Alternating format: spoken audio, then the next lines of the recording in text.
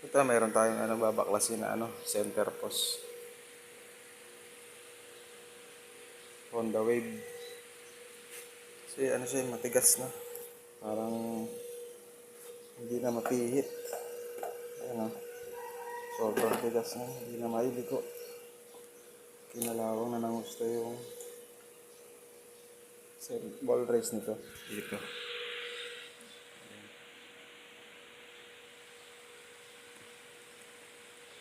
Tanggalin muna natin itong yung manibela ito.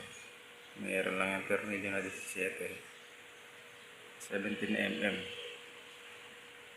Yan. Tanggalin muna natin yun. Para maibaba natin yung center post. Tanggalin din natin yung gulong. Tapos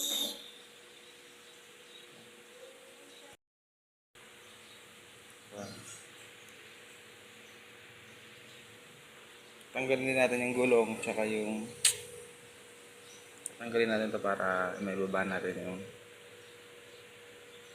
buong center post.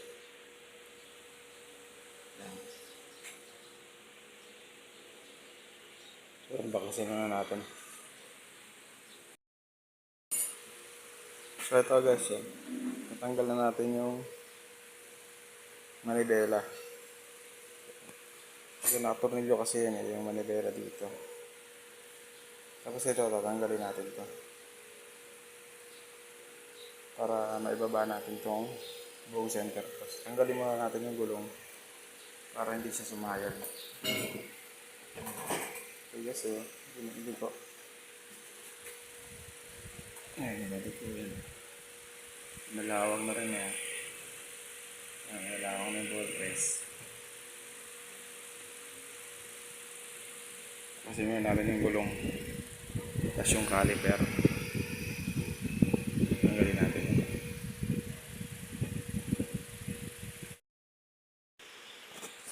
So yan, tanggalan natin yung gulong, pati yung caliper. Yan. Ano natin ito para mahugot na natin bababayan. Nabagsak yan. Pati ito.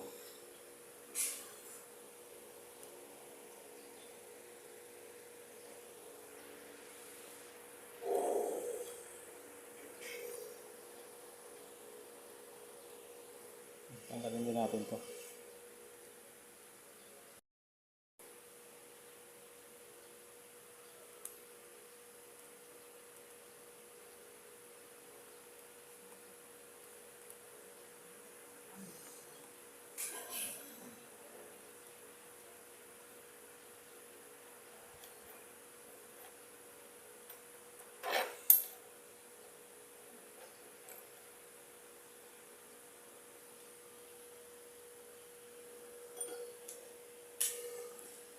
Yan yung knuckle bearing. Knuckle bearing yung nakalagay sa kanya. Ano yun? Yan. Tanggalin natin to.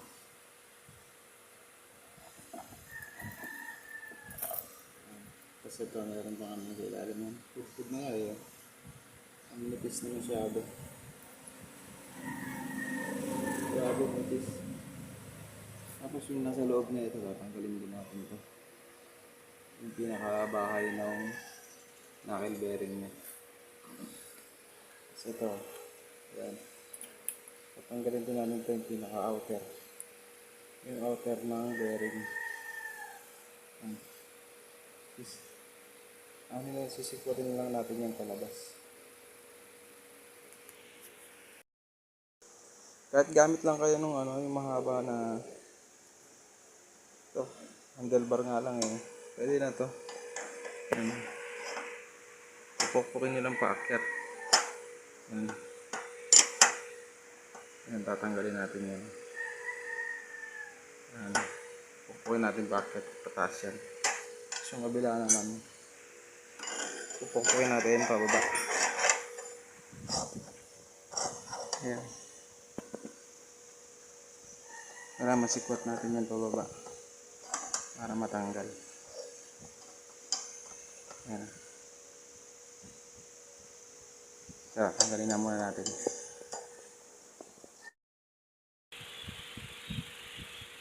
So yun, natanggalan natin. Ito yung sa ilalim niya.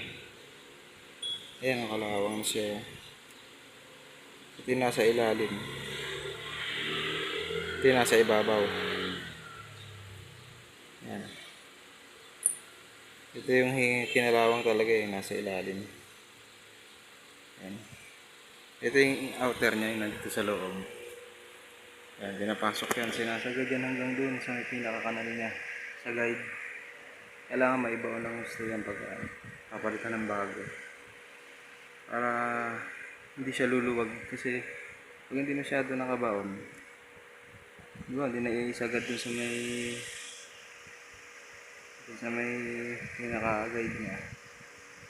Pag habang umaandar, babaon ng babaon, tapos lumuluwag. Kasi sumasagad pa siya. Kailangan maisagad talaga ng pasok yan. Pagpapalitan natin ng bago.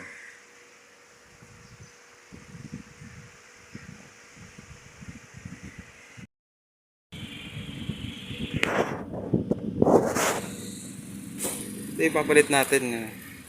Pang wave 125, wave 110, pang C100, pang Honda Click yan. Halos pare-parehas yung mga yan. Pare-parehas ng ball race yan. Ito. Yan. Nakasukat ko. Yung sa baba malaki. Yung sa taas, yan yung maliit. Ito yung sukat niya sa taas. Hindi masyado makita.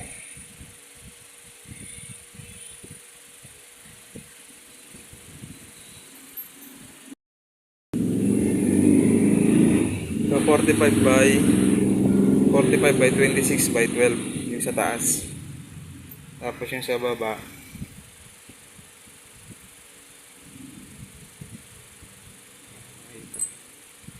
medyo marami. Ayan.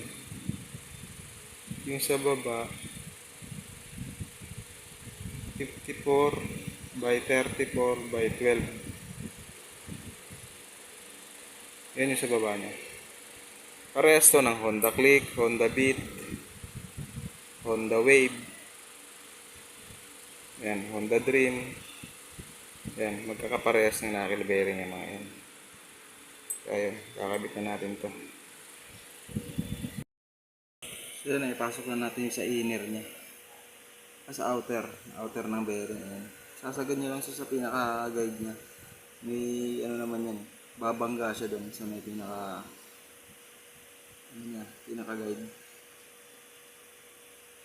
Tsaka maganda yung ganitong ball race kasi pagka makapalitan ulit, mabilis lang siya sikwatin na. Malawak yung ano niya. Yan yung pinakabilog niya. Kasi ito naman,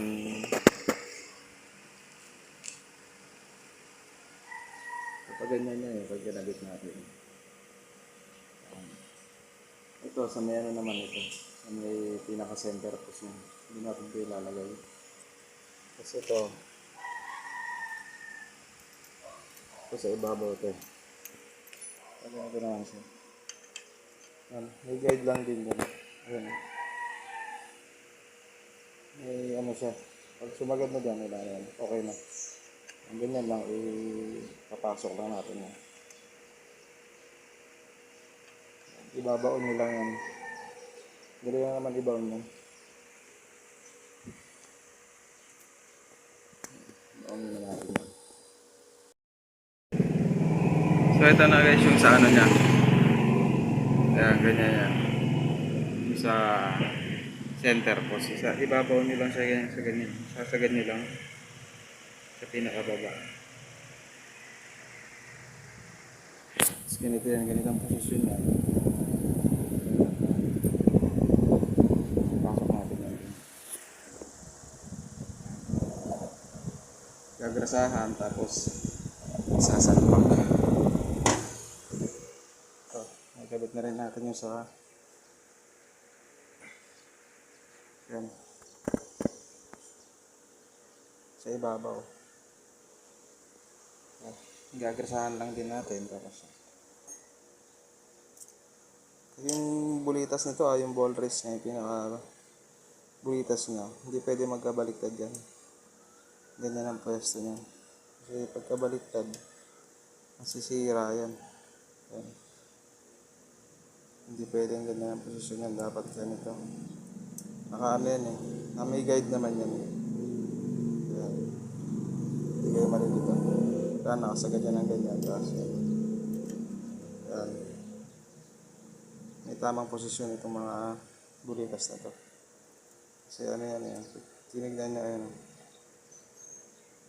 May pa-curve yung sa ilalim. Yan. May pa-curva. Ito. Paloob naman. Ito palabas. Yan, ganyan yan. Yan ang posisyon yan. Gagrasahan natin tapos ibabalik na natin yung center post. So yun, naikabit na natin guys. Naibalik na natin yung tinanggal natin tornilyo.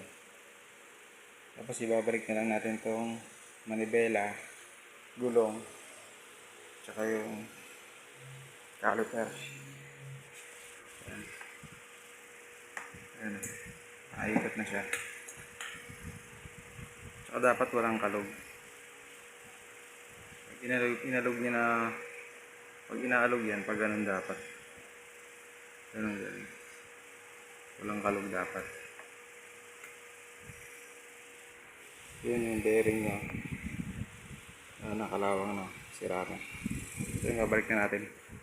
Yung mga tinanggal natin ng una. Ito na, ibalik na natin yun. Yung tornilyo dito sa manibela. Gulong na lang. Saka yung mga tinanggal natin. Sa pagbabakas niyo, tandaan nyo lang yung mga, lalo kung nag-DIY lang kayo, tapos yan, yung mga binaklas nyo, tatandaan nyo lang kung saan nakakabit yung mga tornilyo. Pag yung mga mekaniko na mga veterano na, alam na nila yan. Sa mga nag-DIY, ganun lang. Yan, ibabalikan natin yung gulong, yung caliper, mga cover nito. Yan, okay na yan. Hindi na siya matigas. Smooth na siya. Yan. Kasi nag-uulan ng mga nakarang araw, ang 2 linggo yatang umuulan. Pinapasok siguro ng tubig pababa dun. Kaya kinalawang na ng gusto. Ang tigas na. Hindi na maiikot. Delikado na. So yan, maraming salamat sa inyong panonood. Ingat kayo sa pagkalikot at God bless sa inyo.